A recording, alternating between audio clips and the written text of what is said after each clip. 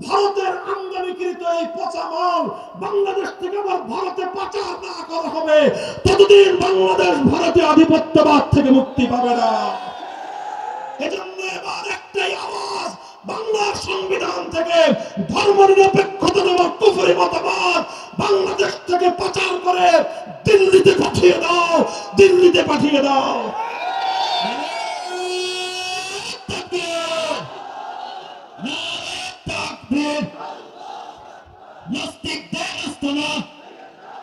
আর এটার চেয়ে বড় কথা যেটা, এটা তো ছোট কথা, আর বড় কথা নেই। শত বছর ধরে আমাদের পূর্বপুরুষরা জীবন দিয়েছে, নিসার আলী কুতুবীর বাসার কিল্লা করে জীবন দিয়েছে, হাজী শরীয়তুল্লাহ ফরাজি আন্দোলন করে রক্ত দিয়েছে, ফকির মজনু সারা বাংলার গ্রামে গ্রামে, বাংলার বন বাজারে জঙ্গলে জঙ্গলে ঘুরে ঘুরে ব্রিটিশদের বিরুদ্ধে লড়াই করেছিল। উদ্দেশ্য ছিল একটা রাষ্ট্র পাবো, একটা ভূখণ্ড পাবো, যে ভূখণ্ডে আইন চলবে কার। অনেক রক্ত দিয়েছে আমাদের পূর্বপুরুষরা, সব বৃথা গেছে তা নয়। সেই রক্ত থেকেই জন্ম নিয়েছে আবু সাইদরা, সেই রক্ত থেকেই জন্ম নিয়েছে জুলাই এবং আগস্টের বিপ্লবীরা। কথা বলেন ঠিক না বেঠে? কেউ বলতে পারেন যে আগস্টের বিপ্লব কি ইসলামের জন্য হয়েছে? আমি বলবো যে না, ইসলামের জন্য হয় নাই, তবে আবার পুরোটাই যে ইসলামের বাইরে তাও না। আগস্ট বিপ্লবের যদি একটা সিম্পটম আপনারা দেখতে চান, পলাইছে কয়টায়? কয়টায় পলাইছে? 5ই আগস্ট দুপুর 2টায় সবাই খবর পেয়েছেন। কথা বলেন ঠিক না বেঠিক? কয়টায়? দুপুর 2টায়। আমরা খবর পেয়েছি 1টায়, আপনার স্বাভাবিক জনগণ খবর পেতে পেতে 2টা বাজছে সর্বোচ্চ। এরপরে 2টার পর থেকে 3টা পর্যন্ত 5ই আগস্ট 2024 সাল দুপুর 2টো থেকে কয়টা? 1 ঘন্টার বাংলাদেশ। একটু চিন্তা করেন তো, গোটা বাংলাদেশ টেকনাফ থেকে তেতুলিয়া কোন নেতাকে নেতৃত্ব দিতে হয় নাই, কোন আলেমকে চিৎকার করে ডাক দিতে হয় নাই। গোটা বাংলাদেশের টেকনাফ থেকে তেতুলিয়া ভাস্কর্য নামক মুসলিম জনপদের একটা মূর্তি অস্ত নয়, ভেঙে গুড়িয়ে দেওয়া হয়েছে।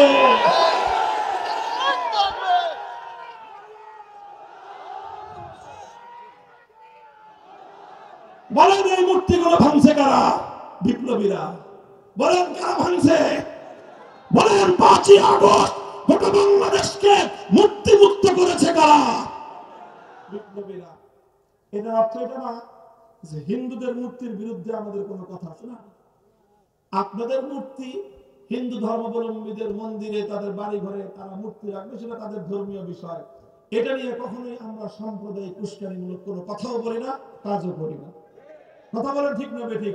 বরং হিন্দু ধর্মাবলম্বীদের বাড়ি ঘর, উপাসনালয়, ব্যবসা প্রতিষ্ঠান সবকিছু আমরা সর্বপ্রথম নিরাপত্তা দেওয়ার অগ্রাধিকার দেই, সেটা সেই জায়গায়। কিন্তু মুসলমানদের জাতীয় জনপদে, মুসলমানদের জাতীয় স্থাপনায় এইভাবে দেব দেবতার মূর্তি বানায়, বাপের মূর্তি বানায়, দাদার মূর্তি বানায়, দেশটাকে এভাবে শিরকি কালচার দিয়ে ভর্তি করে ফেলা হবে, এদেশের মুসলমান সেটা ভালো চোখে দেখে নাই। সুযোগ পাওয়ার প্রথম মুহূর্তের জন্য বাংলাদেশ মূর্তি মুক্ত হয়েছে। এ থেকে বোঝা যায় 5ই আগস্টের বিপ্লব ইসলামের সূর্যোদয় না হলেও এটা ইসলামী বিপ্লবের সূর্যোদয়ের আগের সুবহে সাদিক ছিল। সুবহে সাদিক বার্তা দেয় যে কিছুক্ষণ পরে, ঘন্টাখানেক পরে সূর্যের উদয় ঘটবে। কথা বলেন ঠিক না বেঠিক? এই বাংলার মুসলমানরা সিদ্ধান্ত নিয়ে বাড়ির কাছে কলকাতাকে লাথি মারলো, নিজেদের বাংলাদেশের চতুর্পার্শ্বের ভারতের সাথে সম্পর্ক ছিন্ন করলো, দিল্লিকে তালাক দিল, সবকিছু করে 2000 মাইলের দূরত্বের এই খান পাঠানদের সঙ্গে, পশ্চিম পাকিস্তানিদের সঙ্গে একজোট হয়ে একটা রাষ্ট্র গঠন হলো। সেই রাষ্ট্রের নাম যাই হোক না কেন, সেই রাষ্ট্রের মূল ঘোষণা ছিল, মূল অঙ্গীকার ছিল, এমন একটা রাষ্ট্র হবে যেই রাষ্ট্রে আইন চলবে কার। কিন্তু দুঃখ এবং পরিত্রাণের বড় পরিতাপের বিষয়, সেই রাষ্ট্রটার নাম হলো পাকিস্তান। ক্ষমতা পেল পশ্চিম পাকিস্তানিরা। পশ্চিম পাকিস্তানিরা ক্ষমতা পাওয়ার পর গাদ্দারি শুরু করলো, বিশ্বাসঘাতকতা শুরু করলো, জাতির সঙ্গে গাদ্দারি করলো, মুসলমানদের সঙ্গে বিশ্বাসঘাতকতা করলো। কথা ছিল আল্লাহর কোরআন অনুযায়ী আইন চলবে, আল্লাহর কোরআন অনুযায়ী রাষ্ট্র চলবে। কিন্তু তারা ক্ষমতা পেয়ে ক্ষমতার হালুয়া রুটিতে মগ্ন হয়ে আল্লাহর কোরআনের আইন বাস্তবায়নের কথা তারা ভুলে গেল। আলেমরা তাদেরকে বললেন যে কথা তো ছিল কোরআনের আইন কায়েম হবে। পশ্চিম পাকিস্তানি স্বৈর শাসকরা বলল হুজুর রাষ্ট্রটা এখনো শিশু রাষ্ট্র। কি কয়? রাষ্ট্রটা এখনো শিশু রাষ্ট্র তো, আর ইসলামের আইন কানুন একটু শক্ত, ছোট বাচ্চা তো শক্ত খাবার খাইতে পারবে না, এই জন্য এটা এখন তরল দুধ খাওয়াইতে হবে। পশ্চিমা ইহুদি খ্রিস্টানদের দালালির দুধ খাওয়ায় হুজুর রাষ্ট্রটা একটু বড় হোক, একটু বড় হলে তখন শক্ত খাবার খাওয়ার উপযুক্ত হবে, তখন আমরা ইসলামী হুকুমত কায়েম করব। ঠিক আছে, হুজুররা বললেন আপনারা এই পশ্চিমা ইহুদি খ্রিস্টানদের দুধ খাওয়ায় আপনার রাষ্ট্র বড় করেন দেখি। 5 বছর পরে হুজুররা জিজ্ঞাসা করলো রাষ্ট্র শিশু বড় হয়েছে? কয় না হুজুর এখনো বড় হয়নি, আরো দিন লাগবে। 10 বছর পরে জিজ্ঞাসা করলো রাষ্ট্র শিশু বড় হয়েছে? কয় না শিশু এখনো বড় হয়নি, আরো সময় লাগবে। 15 বছর পরে জিজ্ঞাসা করলো শিশু বড় হয়েছে? না এখনো বড় হয়নি, আরো সময় লাগবে। 20 বছর পরে জিজ্ঞাসা করলো এই বুইরা খাটাস শিশুটা বড় হবে কবে? তোর পাকিস্তান নামক বুইরা খাটাসটা বড় হবে কবে? কত ছিল আল্লাহর কোরআনের আইন চলবে, কত ছিল ইসলামী শরীয়তের নিজাম চলবে। 20 বছর পর্যন্ত তোমরা জাতির সঙ্গে প্রতারণা করছো, আর কত ধোঁকাবাজি করবে? জবাব চাই। আমার আব্বা জান শাইখুল হাদিস রাহমাতুল্লাহি আলাইহি বড় কষ্ট নিয়ে, হৃদয়ে রক্তক্ষরণ নিয়ে একটা কৌতুক করে কথা বলতেন, যেই পোলা 24 বছরেও বালক হয় না, সাবালক হয় না, ওটা 90 বছরেও হবে না। কথা বলেন ঠিক না বেঠিক? 24 বছরের পোলারে যদি কেউ কয় শিশু, আপনি কি করবেন বলেন তো? মানে করবেনটা কি আপনি বলেন না? 24 বছরের পোলা শিশু হয়, আরে 24 বছরের ছেলে তো আবু সাঈদ হয়, 24 বছরের ছেলে তো যুবক হয়। যুদ্ধের ময়দানে গিয়ে সালেমের সামনে বুক পেতে দিয়ে বুলেটকে বরণ করে জাতিকে মুক্তি করার জন্য, জাতিকে স্বাধীন করার জন্য জীবন দেয়, রক্ত দেয়।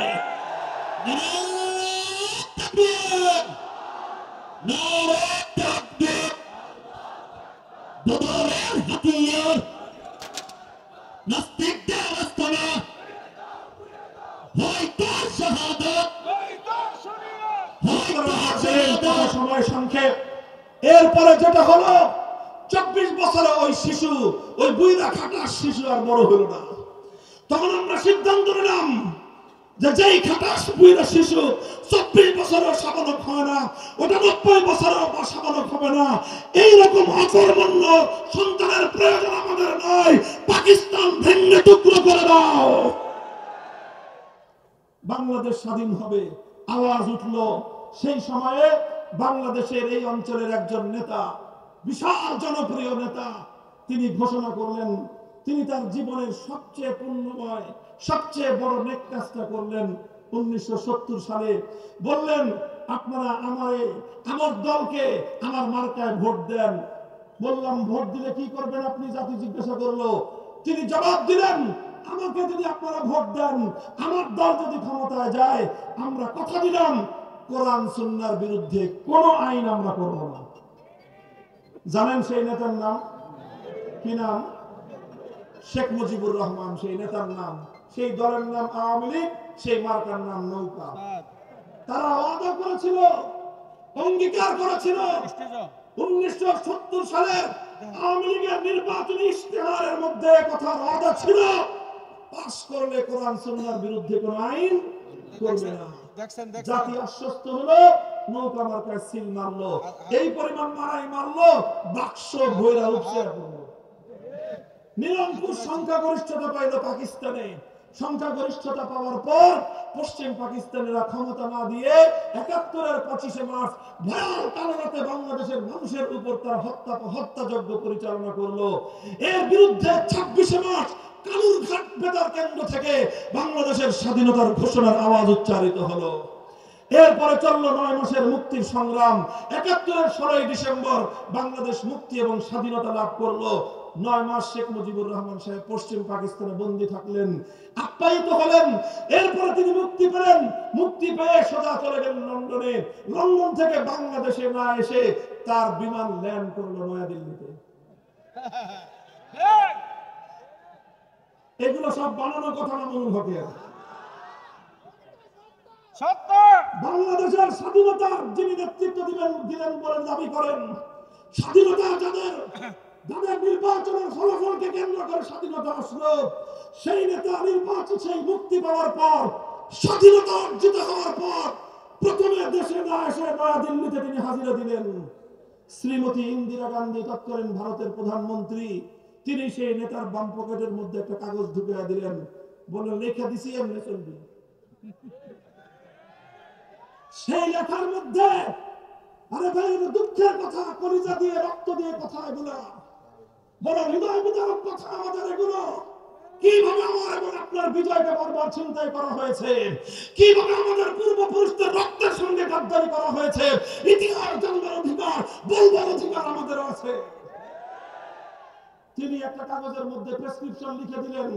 সেই প্রেসক্রিপশন হলো ভারত রাষ্ট্রের যে সংবিধানের মূলনীতিগুলো, সেই ভারতের সংবিধানের মূলনীতির আলোকে বাংলাদেশের সংবিধান করতে হবে।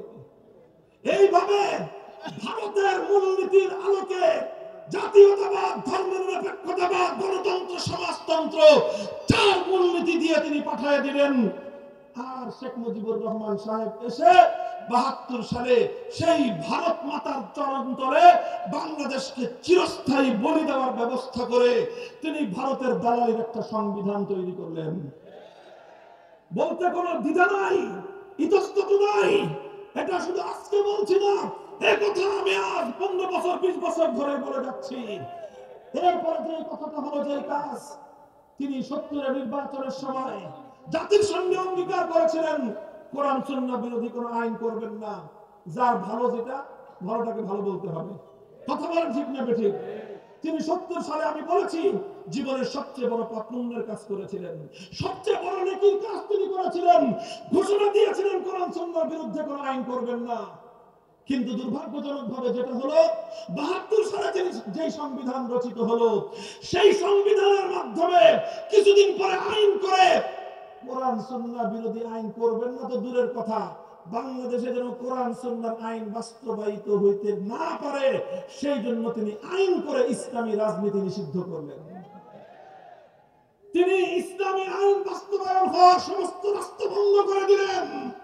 তিনি ধর্মনিরপেক্ষতা নামক কুফরি মতবাদ সংবিধানে অন্তর্ভুক্ত করে দিয়ে বাংলাদেশকে তাগুতি শাসনের অধীনে চিরস্থায়ী বন্দোবস্ত করে গোটা জাতির সঙ্গে গাদ্দারি আর বিশ্বাসঘাতকতা করলেন। এটা রাজনৈতিক বিশ্লেষণ, ইসলামের দৃষ্টিতে বিশ্লেষণ।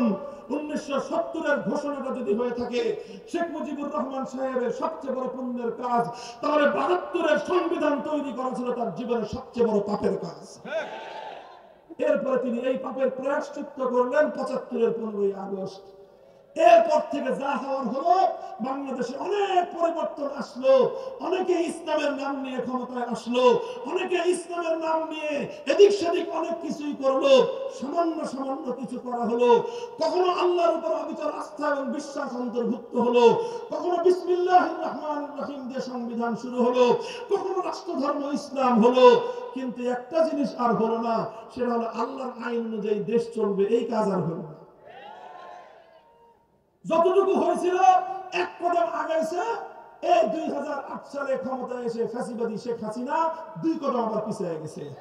সংবিধান থেকে আল্লাহর উপর অবিচল আস্থা এবং বিশ্বাস মুছে ফেলে আবার সেই ভারত মাতার চরণ তলে বলি দেওয়ার দাসত্ব, এই শেকল পরা জিঞ্জির, এই গোলামীর জিঞ্জিরের কথা, ধর্মনিরপেক্ষতা আবার পুনর্বহাল করে বাংলাদেশকে ভারতের করদ রাজ্যে পরিণত করেছে।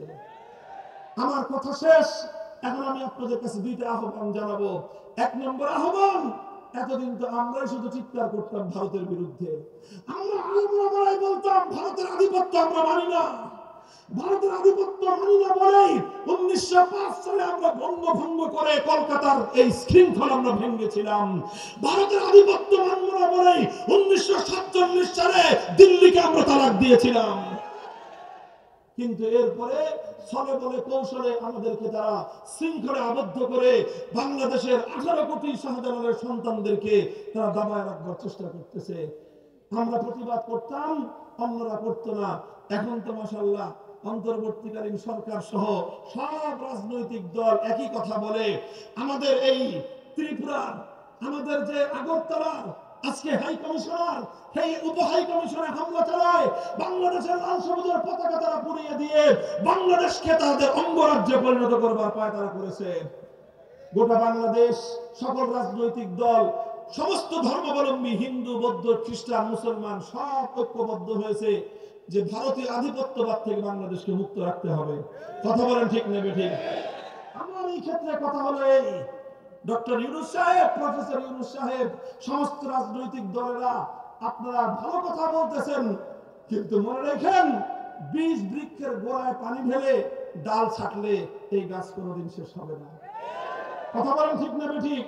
বীজ বৃক্ষকে যদি মারতে হয়, ধ্বংস করতে হয়, শেকড় শুদ্ধ উপরে ফেলতে হবে।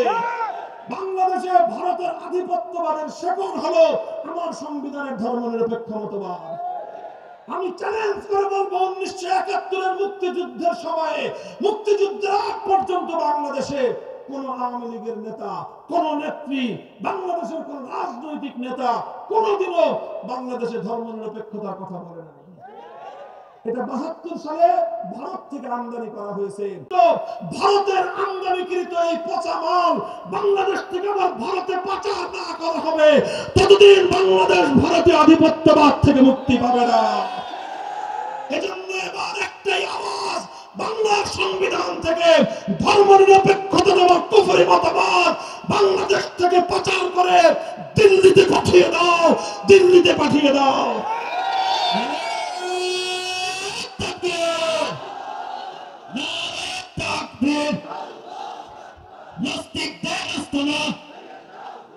আর এটার চেয়ে বড় কথা যেটা, এটা তো ছোট কথা, আর বড় কথা হলেই শত বছর ধরে আমাদের পূর্বপুরুষরা জীবন দিয়েছে, নিসার আলী কুতুবীর বাসার কিল্লা করে জীবন দিয়েছে, হাজী শরীয়তুল্লাহ ফরাজি আন্দোলন করে রক্ত দিয়েছে, ফকির মজনু সারা বাংলার গ্রামে গ্রামে, বাংলার বন বাজারে, জঙ্গলে জঙ্গলে ঘুরে ঘুরে ব্রিটিশদের বিরুদ্ধে লড়াই করেছিল। উদ্দেশ্য ছিল একটা রাষ্ট্র পাবো, একটা ভূখণ্ড পাবো, যে ভূখণ্ডে আইন চলবে কার। অনেক রক্ত দিয়েছে আমাদের পূর্বপুরুষরা, সব বৃথা গেছে তা নয়, সেই রক্ত থেকেই জন্ম নিয়েছে আবু সাঈদরা, সেই রক্ত থেকেই জন্ম নিয়েছে জুলাই এবং আগস্টের বিপ্লবীরা। কথা বলেন ঠিক না বেঠিক? কেউ বলতে পারেন যে আগস্টের বিপ্লব কি ইসলামের জন্য হয়েছে? আমি বলবো যে না, ইসলামের জন্য হয় নাই, তবে আবার পুরোটাই যে ইসলামের বাইরে তাও না। আগস্ট বিপ্লবের যদি একটা সিম্পটম আপনারা দেখতে চান, পলাইছে কয়টায়? কয়টায় পলাইছে? 5ই আগস্ট দুপুর 2টায় সবাই খবর পেয়েছেন। কথা বলেন ঠিক না বেঠিক? কয়টায়? দুপুর 2টায়। আমরা খবর পেয়েছি 1টায়, আপনার স্বাভাবিক জনগণ খবর পেতে পেতে 2টা বাজছে সর্বোচ্চ। এরপরে 2টার পর থেকে 3টা পর্যন্ত 5ই আগস্ট 2024 সাল দুপুর 2টো থেকে কয়টা? 1 ঘন্টার বাংলাদেশ। একটু চিন্তা করেন তো, গোটা বাংলাদেশ টেকনাফ থেকে তেতুলিয়া কোন নেতাকে নেতৃত্ব দিতে হয় নাই, কোন আলেমকে চিৎকার করে ডাক দিতে হয় নাই। গোটা বাংলাদেশের টেকনাফ থেকে তেতুলিয়া ভাস্কর্য নামক মুসলিম জনপদের একটা মূর্তি অস্ত নয়, ভেঙে গুড়িয়ে দেওয়া হয়েছে।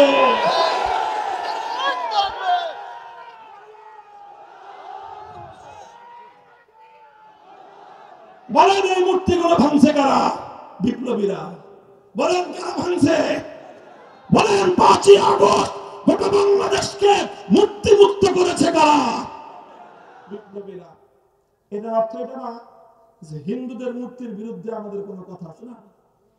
আপনাদের মূর্তি, হিন্দু ধর্মাবলম্বীদের মন্দিরে, তাদের বাড়ি ঘরে তারা মূর্তি রাখবে, সেটা তাদের ধর্মীয় বিষয়। এটা নিয়ে কখনোই আমরা সাম্প্রদায়িক উস্কানিমূলক কোনো কথাও বলি না, কাজও করি না। কথা বলেন ঠিক না বেঠিক? বরং হিন্দু ধর্মাবলম্বীদের বাড়ি ঘর, উপাসনালয়, ব্যবসা প্রতিষ্ঠান সবকিছু আমরা সর্বপ্রথম নিরাপত্তা দেওয়ার অগ্রাধিকার দিই, সেটা সেই জায়গায়। কিন্তু মুসলমানদের জাতীয় জনপদে, মুসলমানদের জাতীয় স্থাপনায় এইভাবে দেব দেবতার মূর্তি বানায়, বাপের মূর্তি বানায়, দাদার মূর্তি বানায়, দেশটাকে এভাবে শিরকি কালচার দিয়ে ভর্তি করে ফেলা হবে, এদেশের মুসলমান সেটা ভালো চোখে দেখে নাই। সুযোগ পাওয়ার প্রথম মুহূর্তের জন্য বাংলাদেশ মূর্তি মুক্ত হয়েছে। এ থেকে বোঝা যায় 5ই আগস্টের বিপ্লব ইসলামের সূর্যোদয় না হলেও এটা ইসলামী বিপ্লবের সূর্যোদয়ের আগের সুবহে সাদিক ছিল। সুবহে সাদিক বার্তা দেয় যে কিছুক্ষণ পরে, ঘন্টাখানেক পরে সূর্যের উদয় ঘটবে। কথা বলেন ঠিক না বেঠিক? তাই আমরা 5ই আগস্টের বিপ্লবোত্তর এই বাংলার মাটিতে দাঁড়িয়ে স্পষ্ট ভাষায় আজ এক দাবি তুলতে চাই। এটা আমি বলছি, আমাদের এই কথা যেন কর্ণকুহরে প্রবেশ করে সেইভাবেই বলছি। আমরা বাংলাদেশে এখন সংবিধান সংস্কার চলছে। কথা বলেন ঠিক না বেঠিক? সংবিধান সংস্কার কমিশনকে 15 জানুয়ারি পর্যন্ত সময় বৃদ্ধি করে দেওয়া হয়েছে। যত সংস্কার করেন, একটা সংস্কার যেন থাকে, সেটা হলো সংবিধানের যে কোনো একটা জায়গায় থাকবে এদেশে কোরআন সুন্নাহ বিরোধী কোন আইন, কোন নীতিমালা, কোন বিধিমালা চলতে পারে না। একমত? এই কথার সঙ্গে আপনি একমত? শাহজালালের বাংলাদেশে 90% মুসলমানের এই বাংলাদেশে ইসলামী শরিয়া বিরোধী, কোরআন সুন্নাহ বিরোধী কোন আইন কার্যকর হতে পারে না। কথা বলেন ঠিক না বেঠিক? আপনামান আমরা এই কথা শান্তিপ্রিয় ভাবে বলতেছি। কথা বলেন ঠিক না বেঠিক? এই কথাটা আমি খুব উত্তেজিত ভাবে বলছি না ঠান্ডা মাথায় কইছি? ঠান্ডা মাথায় বললাম, ঠান্ডা ভাবে বুঝেন। সবাইকে বলতেছি, রাষ্ট্রকেও বলতেছি, ভালোয় ভালোয় এই কাজটা করে দেন। কথা বলেন ঠিক না বেঠিক? এটা ইসলাম এবং মুসলমানদের শত বছরের আকাঙ্ক্ষা, শত বছরের দাবি, শত বছরের হৃদয়ের তামান্না। কথা বলেন ঠিক না বেঠিক? প্রশ্ন হলো, এইভাবে যদি স্বাভাবিকভাবে সোজা আঙ্গুলে যদি ঘি না উঠে, বলেন সোজা আঙ্গুলে যদি ঘি না উঠে কি করবেন? এভাবে যদি কানে পানি না ঢুকে কি করবেন?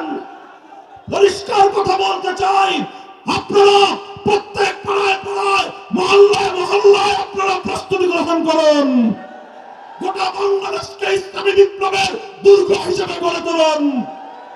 যদি এভাবে আমাদের আওয়াজ, আমাদের দাবি, হৃদয়ের মনে করার কথাগুলো যদি তাদের কর্ণকুহরে প্রবেশ না করে, তাহলে আমরা অনবিদ্রুপ, আমরা অতি সত্বর এমন একটা আওয়াজ দেব, এমন একটা ডাক দেব, সেই ডাকে 2000 নয় 2 লক্ষ তাজা প্রাণ যদি দিতে হয় আল্লাহর জমিনে, আল্লাহর কোরআনের শাসন বাস্তবায়নের জন্য, ইসলামী বিপ্লবের জন্য, শহীদ ঈদগাহে কারা কারা জমায়েত হবেন?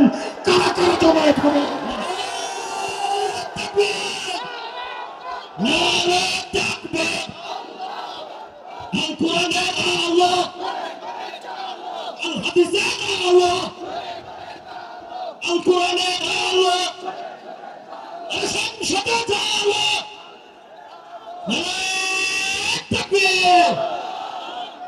ভাই, এই কথাগুলি কি শুধু কথার কথা না শপথ? বলেন শপথ, অঙ্গীকার কার সাথে? বলেন কার সাথে? আল্লাহ এই অঙ্গীকার দেখছেন? কি বিশ্বাস আপনাদের? আল্লাহ দেখছেন কি দেখেন নাই? শুনছেন কি শুনেন?